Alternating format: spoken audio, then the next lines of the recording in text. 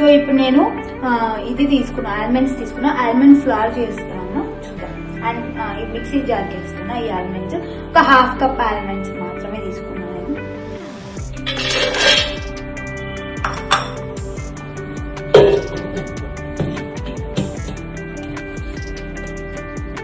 Almond చేసుకున్నా కదా, almond flower చేసుకుంటున్నాను.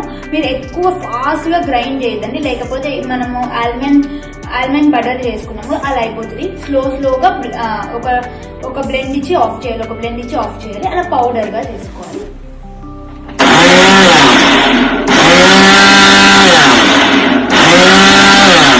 ఇలా చేసుకోవాలి. సో ఇప్పుడు పౌడర్ కన్సిస్టెన్సీ వచ్చేసింది. సో చాలు, చూపిస్తా కన్సిస్టెన్సీ కూడా ఎలా ఉంటుందో. సో ఈ కన్సిస్టెన్సీలో రావాలి పౌడర్. సో ఈ కన్సిస్టెన్సీలో వచ్చినప్పుడు మీరు మిక్సీని ఆఫ్ చేసుకోవాలి. సో నేను ఇప్పుడు ట్రాన్స్ఫర్ చేస్తున్నా బౌల్. సో ఇప్పుడు 3 టేబుల్ స్పూన్ నేను బటర్ వేసుకున్నాను. అండ్ దాంట్లోకే నేను జాగరీ పౌడర్ ఒక హాఫ్ కప్ ఉంది వేసేసా. వేసిన తర్వాత బాగా బ్లెండ్ చేయండి. బాగా మెల్ట్ అవుతుంది. బాగా మిక్స్ చేయండి రెండు.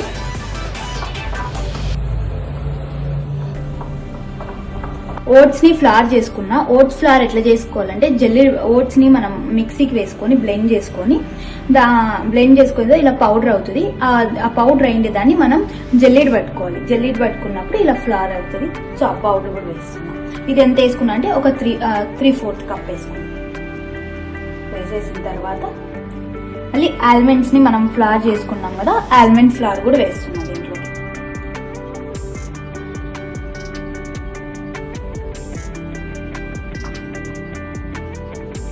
దీంతో పాటు కొంచెం బ్రేకింగ్స్ క్రాక్స్ రాకూడదు కాబట్టి 3 టేబుల్ స్పూన్ మనం వీట్ ఫ్లవర్ అంటే గోధుమ పిండి వేసుకుంటాం.